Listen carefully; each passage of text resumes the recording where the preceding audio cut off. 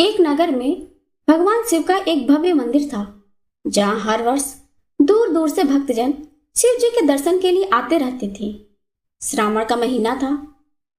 दूर दूर से कांवड़िए कांवड़ लेकर भगवान शिव को जलाभिषेक करने आए हुए थे। मंदिर का परिसर भक्तों की भीड़ से भरा हुआ था। तभी अचानक आकाश में बिजलियां हुई और सोने का एक थाल उतरा। उसी के साथ एक भविष्यवाणी हुई कि जो कोई भगवान शंकर का सच्चा भक्त और प्रेमी होगा, उसी को यह थाल मिलेगा। मंदिर के परिसर में उपस्थित सभी लोगों ने यह भविष्यवाणी सुनी। धीरे धीरे सभी इकट्ठे हो गए।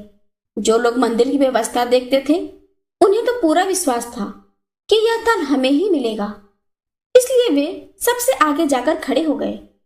सबसे पहले एक पंडित जी आए और बोले, देखिए, मैं प्रतिदिन महादेव का अभिषेक करता हूँ, अतः मैं ही भोलेनाथ का सबसे निकटवर्ती प्रेमी और भक्त हूँ, इसलिए थाल मुझे मिलना चाहिए। इतना कहकर पंडित जी ने थाल उठाया। जैसे ही पंडित जी ने थाल उठाया, थाल पीतल का हो गया। यह देखकर पंडित जी बड़े लज्जित हुए। उन्होंने थाल यथा स्थान पर रखा और वहां से निकल गए। इसी प्रकार वहां उपस्थित सभी पंडितों ने खुद को आजमाया, लेकिन शायद उनमें से कोई भी सच्चा भक्त नहीं था।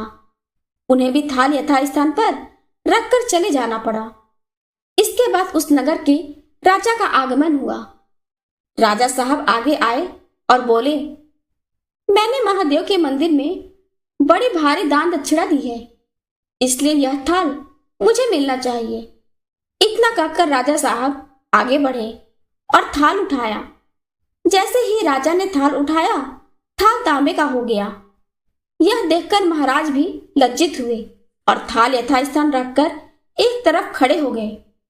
इसके बाद इसी तरह एक से बढ़कर एक दानी, महात्मा और भक्त पधारे और थाल उठाया, लेकिन किसी के हाथ में कुछ और किसी के हाथ में कुछ हो गया, लेकिन सोने का नहीं रहा। तब लोगों को पता चला कि हम में से कोई भी महादेव का सच्चा भक्त नहीं है। उसी समय एक किसान का आगमन हुआ।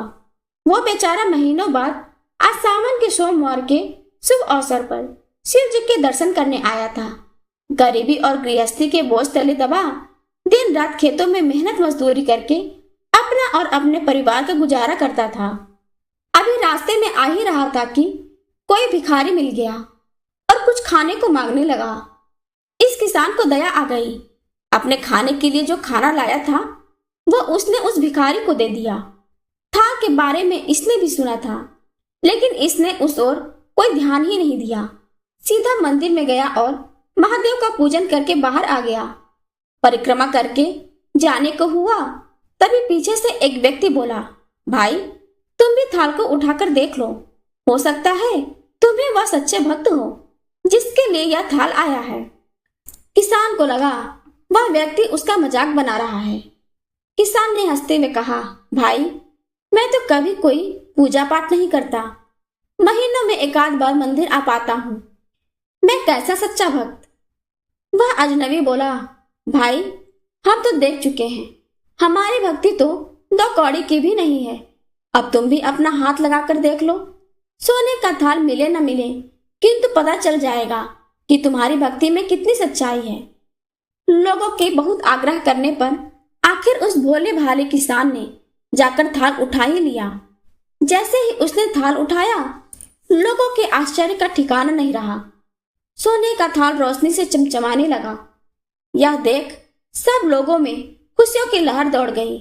सभी लोग उसके जयकारे लगाने लगे और पूछने लगे कि भाई, तुम ही सच्चे भक्त हो, अब हमें भी बता दो कि कैसी भक्ति करते हो जिससे महादेव तुमसे इतने प्रसन्न हैं।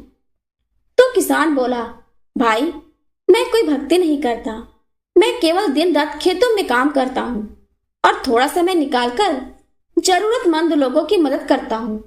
इसके अलावा मैं कोई विशेष कार्य नहीं करता। लोग पूछने लगे, तुम लोगों की मदद क्यों करते हो? हंसते हुए किसान बोला, सुकून। दूसरों के चेहरे पर मुस्कान देखकर मुझे जो आनंद और खुशी होती है, उसे मैं शब्दों में बयां नहीं कर सकता।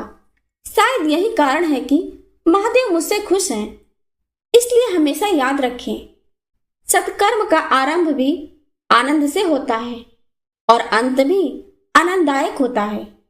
दुष्कर्म का आरंभ भी दुख से होता है और अंत भी दुखदायक होता है। आप सैकड़ों मील की यात्रा करके भी दूसरों का दिल दुखाते हैं तो आपकी वह तपस्या, साधना और महादेव का दर्शन धूल के बराबर है। हर हर महादेव।